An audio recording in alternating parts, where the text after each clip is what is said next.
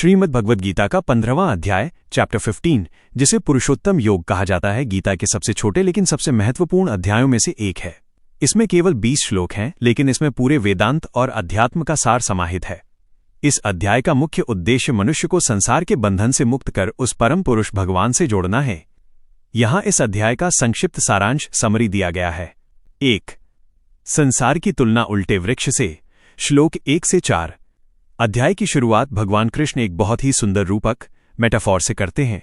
वे संसार की तुलना एक अश्वत्थ पीपल के वृक्ष से करते हैं, जो उल्टा लटका हुआ है, जिसकी जड़ें ऊपर परमेश्वर ब्रह्म की ओर हैं और शाखाएं नीचे संसार प्रकृति की ओर फैली हुई हैं। जड़ें ऊपर क्यों हैं? क्योंकि इस पूरे संसार का मूल स्रोत स्वयं भगवान है। शाखाएं नीचे क्यों हैं? मनुष्य के कर्म और वासनाएं इसकी शाखाएं और पत्ते हैं, जो इसे इस लोक में बांध कर रखती हैं। मुक्ति का उपाय। श्री कृष्ण कहते हैं कि इस मजबूत जड़ वाले संसार रूपी वृक्ष को असंगता, डिटैचमेंट या वैराग्य रूपी कुल्हाड़ी से काटना होगा। जब तक मनुष्य इस संसार की मोह माया से विरक्त नहीं होता, तब तक वह परम पद को प्राप्त नहीं कर सकता। 2. परम धाम का स्वरूप, श्लोक 5 से 6। श्री कृष्ण अपने उस परम धाम वैकुंठ मोक्ष का वर्णन करते हैं, जहां पहुंचने के बाद मनुष्य का पुनर्जन्म नहीं होता। न तद्भासयते सूर्यो न शशांको न पावकः यद्गत्वा न निवर्तन्ते तद्धाम परमम मम। अर्थात मेरे उस परम धाम को न सूर्य प्रकाशित कर सकता है, न चंद्रमा और न ही अग्नि। वहां पहुंचकर मनुष्य कभी लौटकर वापस इस मृत्युलोक में नहीं आता। 3.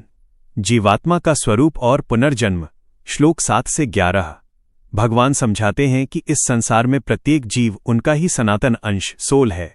जैसे हवा एक स्थान से सुगंध को समेटकर दूसरे स्थान पर ले जाती है, ठीक वैसे ही जीवात्मा जब एक शरीर को छोड़ती है, तो वो अपने साथ मन और इंद्रियों के संस्कारों को समेटकर नए शरीर में प्रवेश करती है। जो अज्ञानी है वे आत्मा के इस आवागमन को नहीं देख पाते, लेकिन जो योगी और अंतर्दृष्टि वाले लोग हैं, वे अपने भीतर स्थित इस दिव्य तत्व को देख लेते हैं। 4. हर कण में ईश्वर की उपस्थिति, श्लोक 12 से 15 है। इन श्लोकों में भगवान बताते हैं कि वे किस प्रकार इस सृष्टि का भरण पोषण कर रहे हैं। सूर्य, चंद्रमा और अग्नि का तेज भगवान का ही है।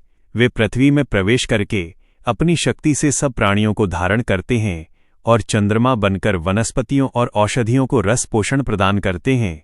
वे ही मनुष्यों के शरीर में वैश्वानर, जठराग्नि बनकर भोजन को पचाते हैं। श्लोक 15 सबसे महत्वपूर्ण, सर्वस्य चाह हृदय सन्निविष्टो। भगवान कहते हैं, मैं ही सब जीवों के हृदय में स्थित हूं। स्मृति, मेमोरी, ज्ञान, नॉलेज और अपोहन, फॉरगेटफुलनेस उन्हीं से आते हैं। सभी वेदों द्वारा जानने योग्य एकमात्र वही हैं, और वे ही वेदांत के कर्ता और वेदों के ज्ञाता हैं। 5. क्षर, अक्षर और पुरुषोत्तम, श्लोक 16 से 18। अध्याय के अंत में श्री कृष्ण एक बहुत गहरी दार्शनिक बात बताते हैं। वे ब्रह्मांड के तत्वों को 3 भागों में बांटते हैं। 1. क्षर पुरुष, पेरिशेबल। इस संसार के सभी भौतिक शरीर और नष्ट होने वाली वस्तुएं क्षर हैं। 2. अक्षर पुरुष, इम्पेरिशेबल, जीवात्मा, सोल, जो कभी नष्ट नहीं होती, उसे क्षर के विपरीत अक्षर कहा गया है। 3. पुरुषोत्तम, द सुप्रीम पर्सनैलिटी। इन दोनों से परे जो सबसे उत्तम, अविनाशी और पूरे ब्रह्मांड का पालन पोषण करने वाला परमेश्वर है, वही पुरुषोत्तम स्वयं श्री कृष्ण है। निष्कर्ष, श्लोक 19 से 20। श्री कृष्ण कहते हैं कि जो मनुष्य बिना किसी संशय के मुझे इस प्रकार पुरुषोत्तम जान लेता है, वह सब कुछ जान जाता है और सब प्रकार से मेरी ही भक्ति में लीन हो जाता है। इस गुप्त और परम कल्याणकारी ज्ञान को जो समझ लेता है, वो बुद्धिमान और कृतार्थ हो जाता है।